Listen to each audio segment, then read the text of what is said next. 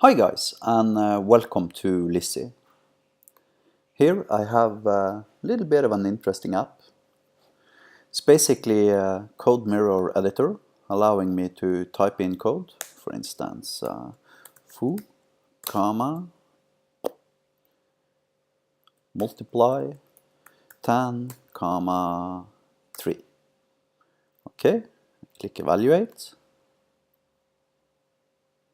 Whoops, demo troll. And then I get the results back as JSON. Here you can see my foo parts.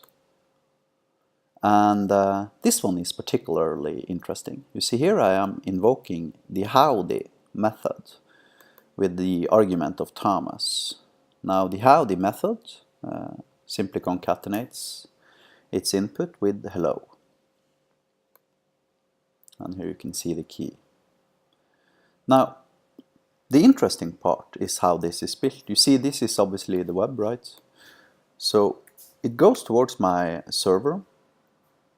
It evaluates my Lizzie code. This is, for the record, a C# web API. Here is my controller.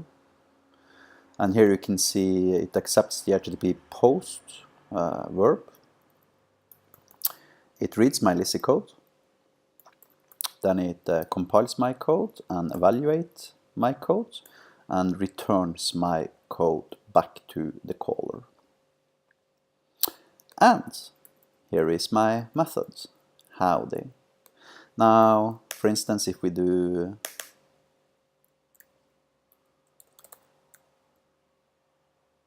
name foo, okay, object foo, binder, Lizzie controller, binder, arguments,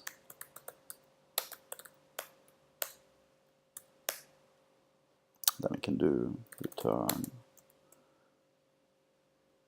arguments.get string zeroed plus bar. And then we can restart our debugger.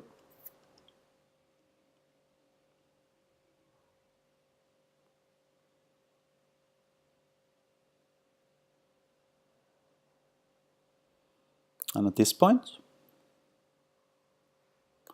I have an additional method called foo, which I can invoke with one argument. Okay, foo, yo. Hopefully this will work. Did. And of course, if I want to return JSON string map, which is kind of like a dictionary. Actually, it's not kind of like a dictionary, it actually is a dictionary. Key 1. And of course, I can continue by doing list 10, 11, 12, etc. Now the real beauty of this is that this actually allows me literally to securely create my business logic on the client. And actually simply create a generic HTTP REST endpoint that accepts Lizzie code. You see this code here is Lizzie code. Lizzie is a programming language which I have created. And one of its defining traits is that out of the box, it is literally impossible to create malicious code. For instance, if I want to save a file or read a file or read from the database, this would be impossible for me. Simply because I do not have any methods that allows me to do that. So if I want to create an extension keyword for my, such as I did with the foo and the howdy functions here. If I want to create extensions to the programming language, allowing me to read and write from the database and so on, I actually have to explicitly do that in my C# code by extending Lizzie with a bound Lizzie function. At which point, of course, I could implement easily authentication and authorization and all those beautiful things. And this project is, it's less than 100 lines of code. I mean, it's like 47 lines of code. I had to add 2 things here to my startup to use default files and static files. I added an index.html page here, and then I added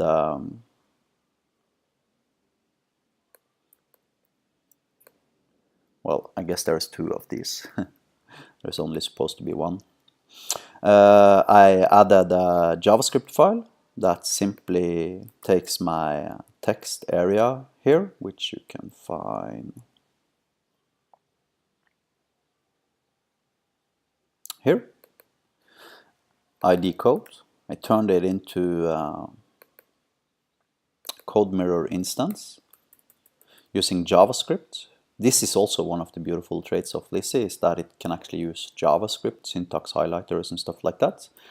And then I created an output code mirror editor. And then here I have an eval Lizzie function that's being invoked when my button is being clicked here. Here you can see the button. And it invokes eval Lizzie, which simply extracts the code from my code mirror instance, creates a new XML HTTP request, vanilla JavaScript, no jQuery or anything actually. Creates a post HTTP REST request, sends the code, and in its status 200 response, it sets the value of the output code mirror instance, which you can see here at the bottom. So literally less than 100 lines of code. I added micro here, which is from Phosphorus 5, just to have some nice CSS. And then I added code mirror or parts of code mirror here. But that's basically it. Literally less than 100 lines of code. And I can dynamically send code from my client browser to the server, securely evaluate that code on the server, and have its results returned as, for instance, JSON. It doesn't necessarily have to be JSON. Obviously, using JSON is an advantage though. And that's pretty cool, I think. Thank you for watching. There will be a link in the description of this YouTube video where you can download the entire project. Have a nice day.